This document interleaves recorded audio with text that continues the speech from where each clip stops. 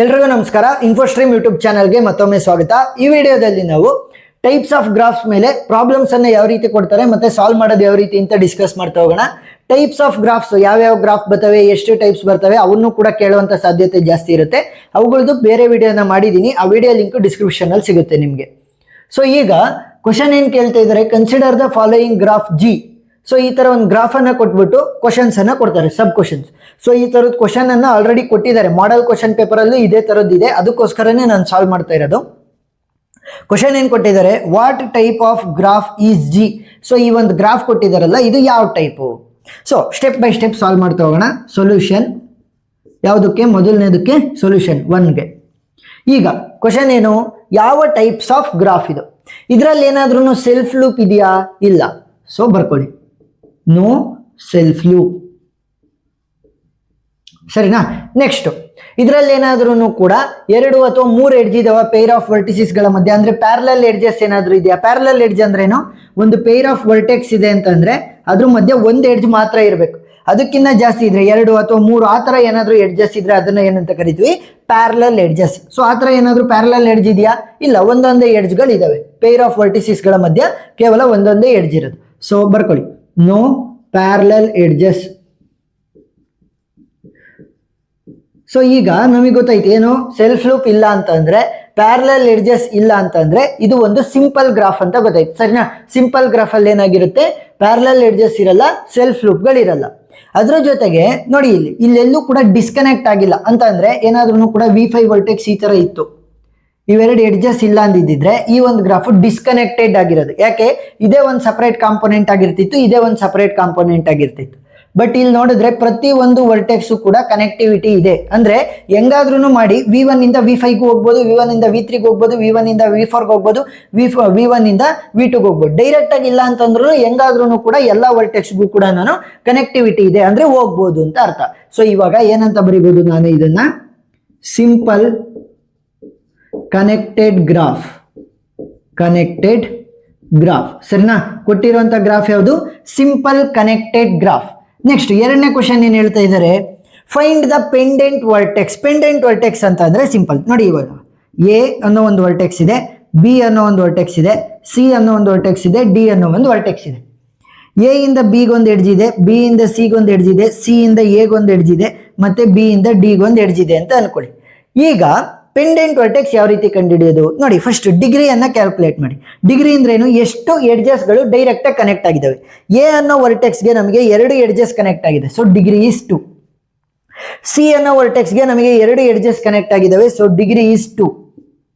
B ಅನ್ನೋ ವರ್ಟೆಕ್ಸ್ಗೆ ನಮಗೆ 1 2 3 edges connect ಆಗಿದ್ದಾವೆ, ಸೊ ಡಿಗ್ರಿ ಈಸ್ 3.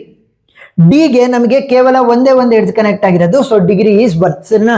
ಡಿ ಗೆ ಒಂದೇ ಒಂದು ಎಡ್ಜ್ ಕನೆಕ್ಟ್ ಆಗಿರೋದು, ಸೊ ಡಿಗ್ರಿ ಈಸ್ 1. ಯಾವ ಒಂದು ವರ್ಟೆಕ್ಸ್ ಗೆ ಡಿಗ್ರಿ 1 ಆಗಿರುತ್ತೆ ಅಂದ್ರೆ ಕೇವಲ ಒಂದೇ ಒಂದು ಎಡ್ಜ್ ಕನೆಕ್ಟ್ ಆಗಿರುತ್ತೆ, ಅದರದ್ದು ಡಿಗ್ರಿ 1 ಆಗಿರುತ್ತಲ್ವಾ. ಸೊ ಆ ಒಂದು ವರ್ಟೆಕ್ಸ್ ಅನ್ನ ಏನಂತ ಕರಿತೀವಿ, ಪೆಂಡೆಂಟ್ ವರ್ಟೆಕ್ಸ್. ಪೆಂಡೆಂಟ್ ವರ್ಟೆಕ್ಸ್ ಅಂದ್ರೇನು, whose degree is equal to 1 because only one edge is connected for that vertex. ಯಾವುದಾದ್ರೂ ಒಂದು ವರ್ಟೆಕ್ಸ್ ನಮಗೆ ಇಲ್ಲಿದೆಯಾ, ಕೇವಲ ಒಂದೇ ಒಂದು ಡಿಗ್ರಿ ಇರುವಂತದ್ದು. ಇದಕ್ಕೆ ಎಷ್ಟಿದೆ ಡಿಗ್ರಿ, 1 2. ಇದಕ್ಕೆಷ್ಟು, 1 2 3 4. ಇದಕ್ಕೆಷ್ಟು, 1 2 3. ಇದಕ್ಕೆ 1 2 3. ಇದಕ್ಕೆ 1 2 3 4. ಸೊ ಯಾವುದೇ ಒಂದು ವರ್ಟೆಕ್ಸ್ಗೆ ಡಿಗ್ರಿ 1 ಇಲ್ಲ. ಸೊ ಇಲ್ಲಿ ಬರೀರಿ, ಸ್ಟೇಟ್ಮೆಂಟ್ ತರ ಬರೀಬೇಕು. Since none of the vertex is having degree as 1, that is only one edge connected to vertex. ಸರಿನಾ. ಡಿಗ್ರಿ 1 ಅಂದ್ರೆ ಏನು, ಕೇವಲ ಒಂದೇ ಒಂದು ಎಡ್ಜ್ ಕನೆಕ್ಟ್ ಆಗಿರುವಂತ vertex. we can conclude graph has no pendant vertex.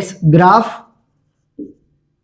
ಬರ್ಕೊಳ್ಳಿ, given graph ಅಂತಾನೆ ಬರ್ಕೊಳ್ಳಿ. ಸರಿನಾ. the given graph is not having any pendant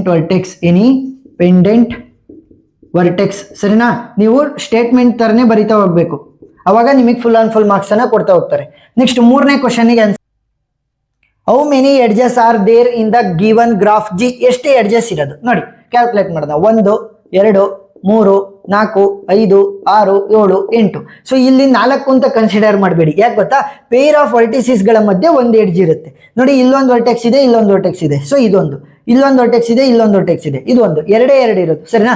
overlap ಆಗಿದಾವೆ ಅಷ್ಟೇ, ಈ ತರ ಓವರ್ಲ್ಯಾಪ್ ಆಗಿರೋದು. ಸೊ ಟೋಟಲ್ ಎಷ್ಟು ಎಡ್ಜಸ್ ಆದಂಗಾಯ್ತು? 1 2 3 4 5 6 7 8. ಸೊ 8 ನಂಬರ್ ಆಫ್ ಎಡ್ಜಸ್ ಗಳಿದಾವೆ. So therefore 8 number of edges ಅಂತ ಬರೆದ್ರೆ ಸಾಕು.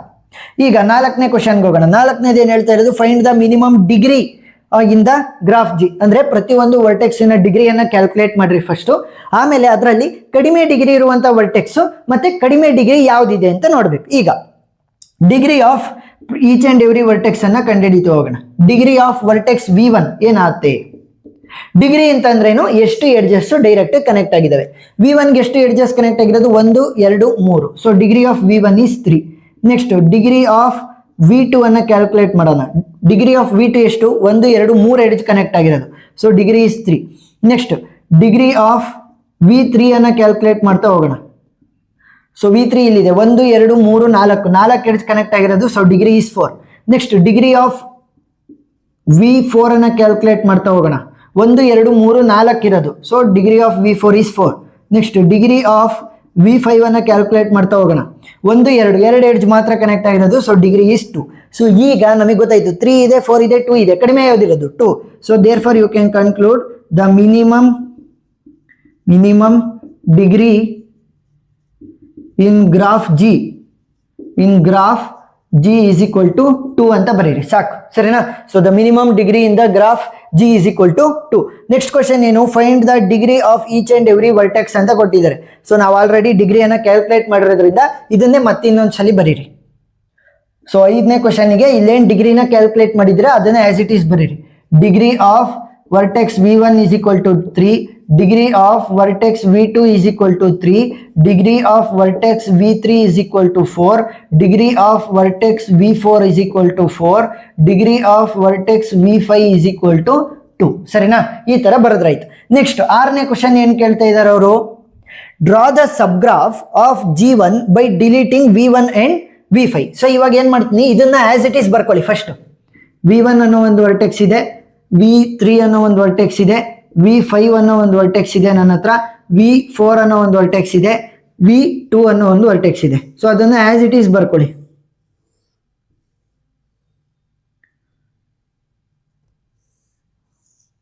ಸೊ ಈಗ ಏನ್ ಹೇಳ್ತಾ ಇರೋದು ಅವ್ರೇನ್ ಹೇಳ್ತಾ ಇರೋದು? V3 ಮತ್ತೆ V5 ವರ್ಟೆಕ್ಸ್ ಎರಡನ್ನೂ ಕೂಡ ಡಿಲೀಟ್ ಮಾಡ್ರಿ. V5 ವರ್ಟೆಕ್ಸ್ ಅದು ಒಂದು ಡಿಲೀಟ್ ಆಗೋದ್ರ ಜೊತೆ ಏನ್ ಮಾಡುತ್ತೆ ಗೊತ್ತಾ? ಅದ್ರ ಜೊತೆ ಇರುವಂತ ಎಡ್ಜಸ್ ಎಲ್ಲದನ್ನು ಕೂಡ ತಗೊಂಡೋಗುತ್ತೆ. ಸೊ V5 ವರ್ಟೆಕ್ಸ್ ಡಿಲೀಟ್ ಆಯ್ತು ಅಂತಂದ್ರೆ ಅದಕ್ಕೆ ಕನೆಕ್ಟ್ ಆಗಿರುವಂತ ಎಡ್ಜಸ್ ಎಲ್ಲ ಡಿಲೀಟ್ ಆಗ್ಬೇಕು. ನೆಕ್ಸ್ಟ್ ಏನ್ ಹೇಳ್ತಾ ಇರೋದು? V ಕೂಡ ಡಿಲೀಟ್ ಮಾಡ್ರಿ ಅಂತ ಇದ್ದಾರೆ. ಸೊ V3 ಏನ್ ಮಾಡುತ್ತೆ? V3 ಕೂಡ ಡಿಲೀಟ್ ಆಗುತ್ತೆ, ಅದರ ಜೊತೆಗೆ ಕನೆಕ್ಟ್ ಆಗಿರುವಂತಹ ಎಡ್ಜಸ್ ಅನ್ನು ಕೂಡ ಡಿಲೀಟ್ ಮಾಡಾಕ್ಬಿಡುತ್ತೆ. ಸೊ ನನಗೆ ಇಷ್ಟು ಮಾತ್ರ ಉಳ್ಕೊಂಡಿದ್ದು ಗೊತ್ತಾಯ್ತಾ? ನಾವು ವರ್ಟೆಕ್ಸ್ ಅನ್ನ ಡಿಲೀಟ್ ಮಾಡಿದ್ರೆ ಅದರ ಜೊತೆ ಇರುವಂತ ಎಡ್ಜಸ್ ಕೂಡ ಡಿಲೀಟ್ ಆಗ್ತವೆ. ಸೊ 6ಗೆ ಫೈನಲ್ ಆನ್ಸರ್ ಇಷ್ಟು ಮಾತ್ರ. V1 ಉಳಿತು, V2 ಉಳಿತು, V4 ಉಳಿತು ಅಷ್ಟೇ. ಸೊ ಈ ತರ ಸ್ಟೆಪ್ ವೈಸ್ ನೀವು ಸಾಲ್ವ್ ಮಾಡ್ತಾ ಹೋದಾಗ ಫುಲ್ ಆನ್ ಫುಲ್ ಮಾರ್ಕ್ಸ್ ಅನ್ನ ಅವಾಯ್ಡ್ ಮಾಡ್ತಾ ಹೋಗ್ತಾರೆ. ಸೊ ಈ ತರದ ಪ್ರಾಬ್ಲಮ್ಸ್ ಬರುವಂತ ಸಾಧ್ಯತೆ ಜಾಸ್ತಿ ಇರುತ್ತೆ. ಒಂದ್ 2-3 ಪ್ರಾಬ್ಲಮ್ ಅನ್ನ ಡಿಸ್ಕಸ್ ಮಾಡಿರ್ತೀನಿ. ಆ ವಿಡಿಯೋಗಳನ್ನ ನೀವು ನೋಡಬಹುದು. ಪ್ಲೇ ಲಿಸ್ಟ್ ಲಿಂಕ್ ಡಿಸ್ಕ್ರಿಪ್ಷನ್ ಅಲ್ಲಿ ಇರುತ್ತೆ, ನೀವು ನೋಡಿ. ವಿಡಿಯೋ ಇಷ್ಟ ಆಗಿದ್ರೆ ಸಬ್ಸ್ಕ್ರೈಬ್ ಆಗೋದನ್ನ ಮರಿಬೇಡಿ. Thank you for watching.